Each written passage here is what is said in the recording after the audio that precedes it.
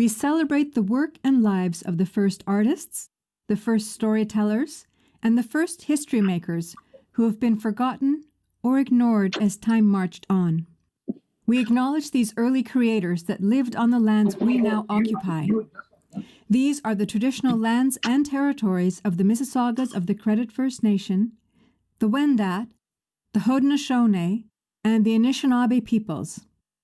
The histories of those that previously cared for this land, the stories they told, and the lives they lived remain an integral part of it. In illuminating the voices of the forgotten, we hope to forge a bridge between all people, creating a better, more inclusive world where each of us is heard and our contributions acknowledged, commemorated, and remembered.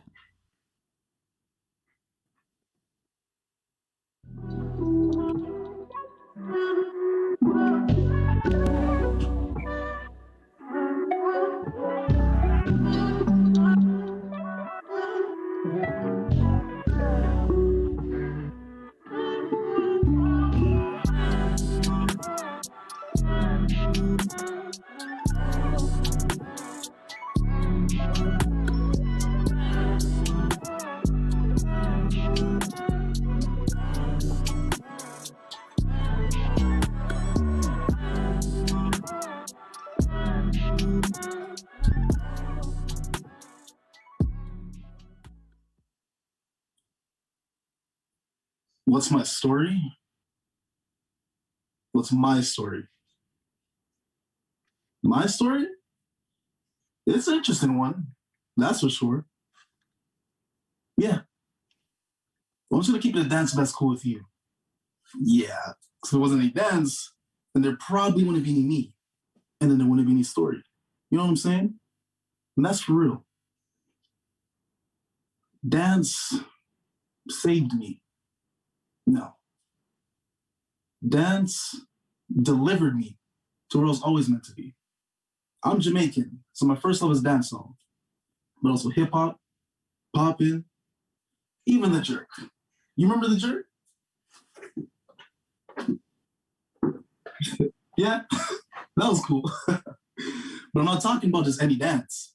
I'm talking about KRUMP. One day Crump arrived and I was like, man, game over. Ramona's found his element. His element is crump. I mean, it's so expressive. When I first started crumping, though, I remember I didn't even know what I was doing. All of a sudden, I'm doing chest pumps and stomps, just natural. It just came to me. I can't explain it. I was like, why not just do that? And my boy was like, yo, I don't even know, but that was sick. And that was it. I was crumping. I was crumping before I knew I was crumping. Hey, yo, keep doing your thing. I'm out. Or to be honest, I thought I was crumping. There is a difference. I mean, am I doing my thing right, my crumping thing? And one day this guy named Torch steps up and is like, yo, pause, watch. Boom. What's up? Man, and you should have seen this guy. Then I understood. I had a long way to go. But I didn't care. I did it. I wanted to do it. I worked on it for hours. Man, for days straight. Studying, training, practicing. And that guy, Torch, he became like a mentor. Probably my first mentor ever, man. See, you got the moves them. You just got to learn how to isolate them and put them together in proper manner. Yeah. Now he's like a brother, like a soul brother. And you know me, I'm my brother's keeper. It's super deep. I mean, he showed me how to do it. He taught me the way, man. And he helped me to refine, you know? And I just practice and focus and trained. Kept refining till I joined the squad. Now that was for real. Let me tell you, that was a day to remember. But nonetheless, it became like a family to me, like a real family. You take on the squad name, hell, they even name you. You get assigned a rank, and ranks, they carry stature. Baby is not as skilled as junior. And if you battle junior and win, you become twin.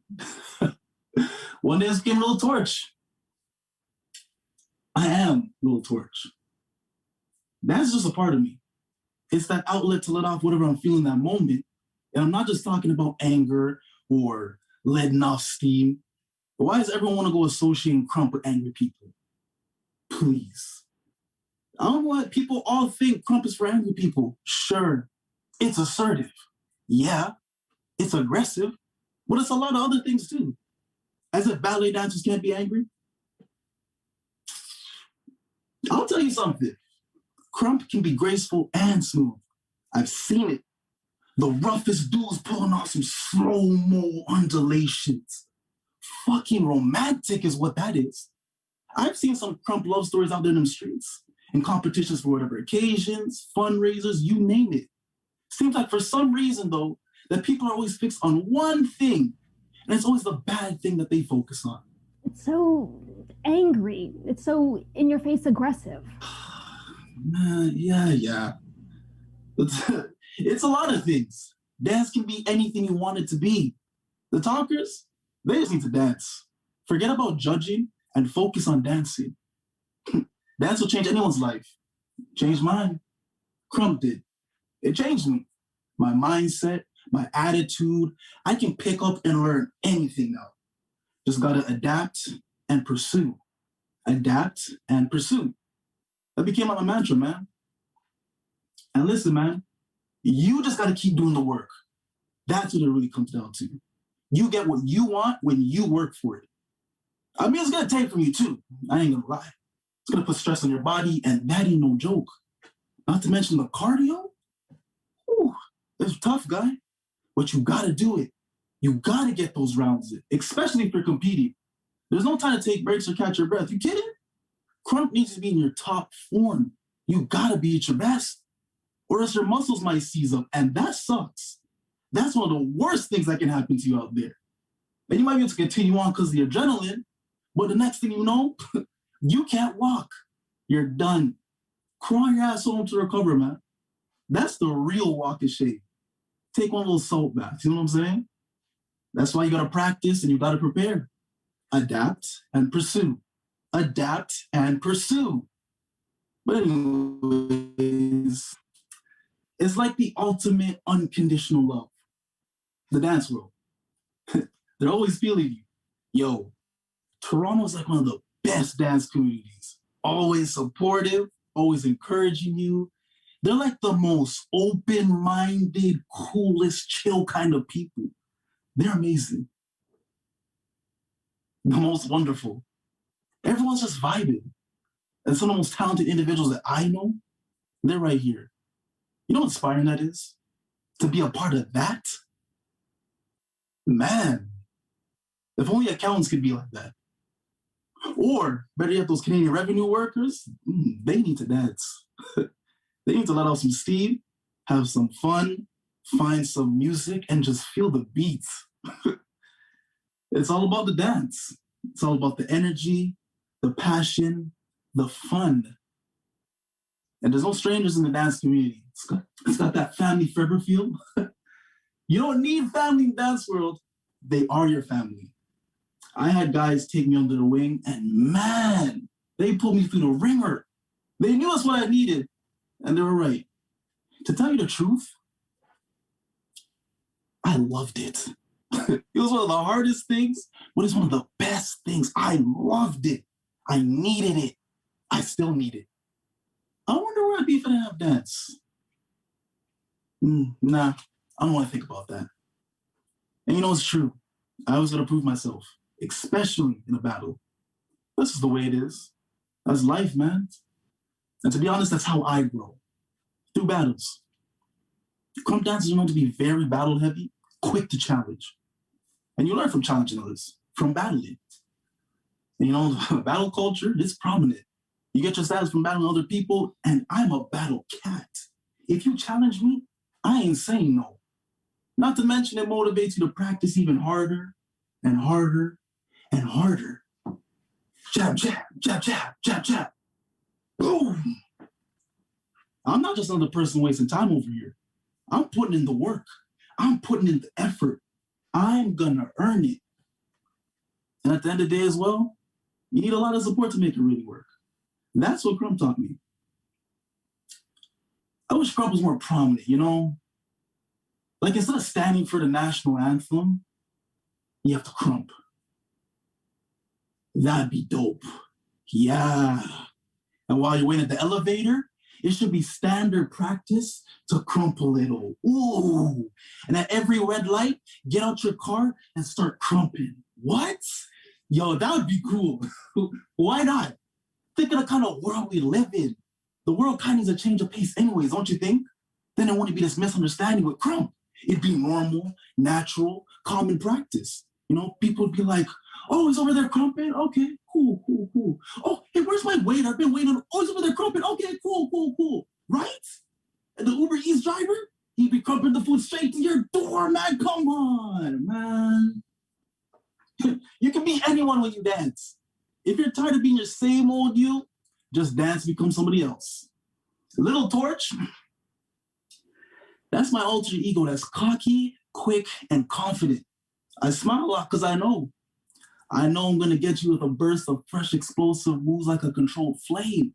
That's Little Torch, a ball of fire. That's Little Torch, the pyromancer. I'm not always like that when I'm just Ramone. But when I'm Little Torch, I'm anybody I want to be.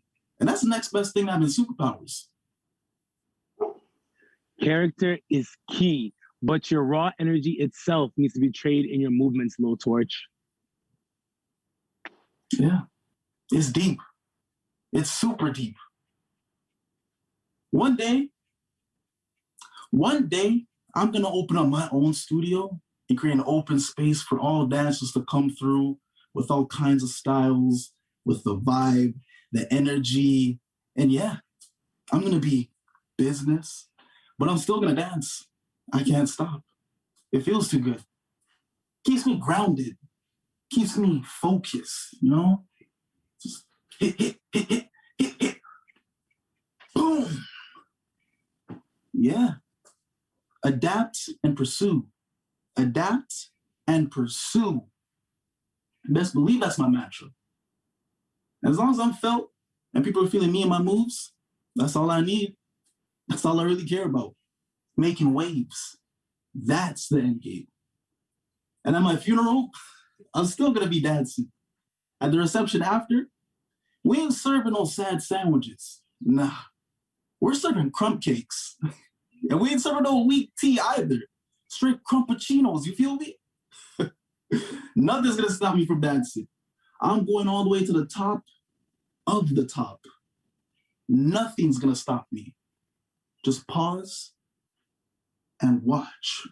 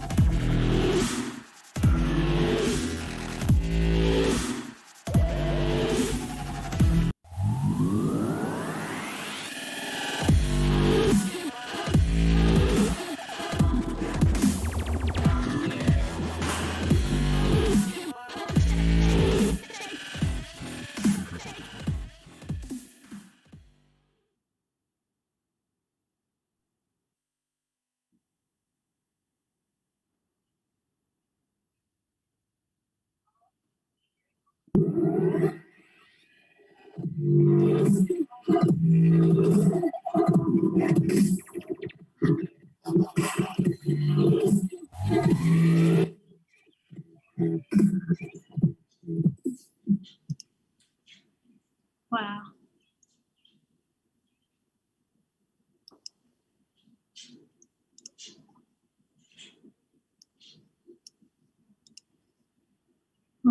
right. Are we live here? Can everyone hear me? Yep. Okay, guys. Okay, welcome to the talkback session for Ramone's story. Thank you so much for being here with us. I'm T. Nguyen. I'm going to be your host for this evening, and I'd like to invite the cast and crew to join us. So I got to meet Ramone at 360 Kids, and within the first 5 minutes, he was trying to teach me how to crump, and I can't make that up. Like literally, he's like, it's so easy. You just put your hands out and you just hit. And I was like, Ramone, like, who do you think I am? And he has such like a passion for dance that just like exudes so much excitement and energy. As you can see, I know you guys are all hyped to dance right now. So today I'm joined by the director and the cast of our talkback session. So let's go ahead and do our roundtable introduction, starting with our director, Patricia. Hi, everybody. My name is Patricia Cerra, and I am the director of Ramone's story. Thanks for joining us. Anyone else? Yeah, go ahead. Hi there, guys. I'm Troy Deslandes, and I play Ramone. Hey, I'm Letréal Farquharson, and I play the role of Kevin. Hey, what's up, guys? My name's Charlie Boom, and I play the role of Torch. Hello, my name is Masha Litvinava, and I played Judd. Awesome. Okay, so I'm gonna ask this question to everyone. Everyone will have a chance to answer it, and then we'll start with Patricia. So, to the cast and the director, what responsibility did you guys feel telling a very honest story, and what kind of impact? How did it impact you in ways you didn't expect? Especially like Patricia, you got to meet Ramone. Yeah. It's always incredible being able to tell a story that is someone's words, someone's passion, someone's story, Ramone's story. It's the title, and to be able to have met Ramone and spoken to him, and to have heard directly about his passion for dance, and it's so important to be able to bring that truth into the space, and to be able to share that space with everyone, and to share that with the cast. So it was incredibly impactful to get to be the one to help tell this story, especially with this incredible cast. So yeah. For me, I played Ramone, so I felt it was a large responsibility to tell his honest story as best as I could, and it's one of those stories that you don't hear often. At least for me, I don't really hear it often. So I feel like it's also important to show people, especially about crump. You don't really hear much about crump, and yeah, I'm very, very grateful. For me, I'm happy to be a part of it because first time reading the script, I felt like I was reading about myself. So it was good to feel that connection. And also, he talks about it in the script where it's like crump is deep rooted. And for me, I know like crump started in LA with like clowning, but it goes deep even further back to like our roots in Africa. So had to have something like that carries so far and still embodied in myself and someone like Ramone and other dancers out there. It's nice to see the story be told in front of everybody. Really well said. I agree with everything Kevin said, and it was just so great to be a part of this, to help tell the story. You know, telling a story like this, it brings a lot of joy, and especially with a story like this, telling a story about Black joy, it was really fun to be a part of, and I loved every session and loved working with everyone on this team. It was a lot of fun. And I agree with everyone. It was an amazing experience just going through this, reading the script, and the fact that it was so intimate and such a personal, story of Ramone's, and seeing the excitement of the cast every single time we rehearsed and through this performance. It was just so exciting to be a part of, and I'm very thankful for that. So Thanks, guys. Letréal, right? Is that how you pronounce it? So you touched upon your roots in Africa and like this dance being personal to you. Can you elaborate a little bit on that and like your experience there and translating that into this story through this character? Yeah, like for me, I've been dancing since I was born. But when I found crump, again, like how it's written in here, it was this different connection of expressing myself, that whether it be through anger, through happiness, whatever the case is just so freeing. And then I had watched a movie called Rise and learned more about it, like where it started in California, like I said, with clowning, and I evolved into krump. And back in Africa, a lot of the tribes with dances that they'll do the same movements that you're doing in krump. So that's why it just feels so great to have that connection. And again, to be part of this, to tell that story, tell Ramone's story, and share that with the world and let them know, hey, like, it's more than just, like you said, angry emotions. It's a form of dance. It's just like contemporary. It's any other dance that you have out there, no different. Yeah, that's so nice that it's like so personal to you, and like even though you're translating it through a character, it's like, no, this is my heart, this is my background. Troy, I have a question for you. So you had to exude Ramone's passion, and like all he talks about is dance 24/7. Yeah. We're supposed to talk for 5 minutes, we talk for an hour. That's just how Ramone is. Yep. As an actor, like, how did you translate your passions into making a dance? Like, do you have a passion in dance, or like, how were you able to kind of capture that essence of Ramone and being honest yourself as well as an actor?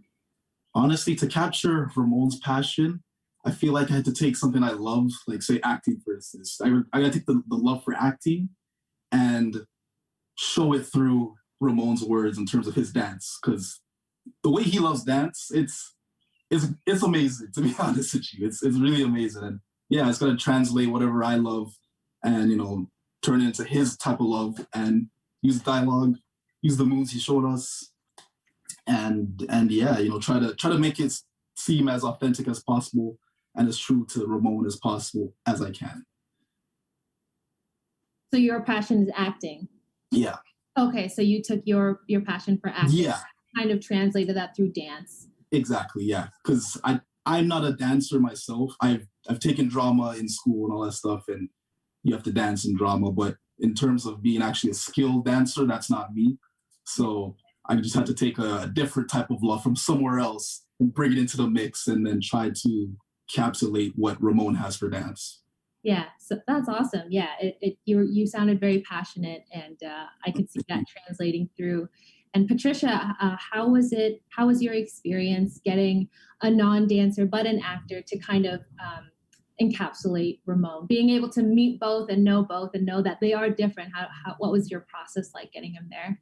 Yeah, well, I thought Troy came in with the right energy and the right attitude to tackle this part, and was just so ready to play. And when that spark is there, it's so easy. Like, Troy just made it so easy. And so that was the beautiful thing is he is an actor, and being able to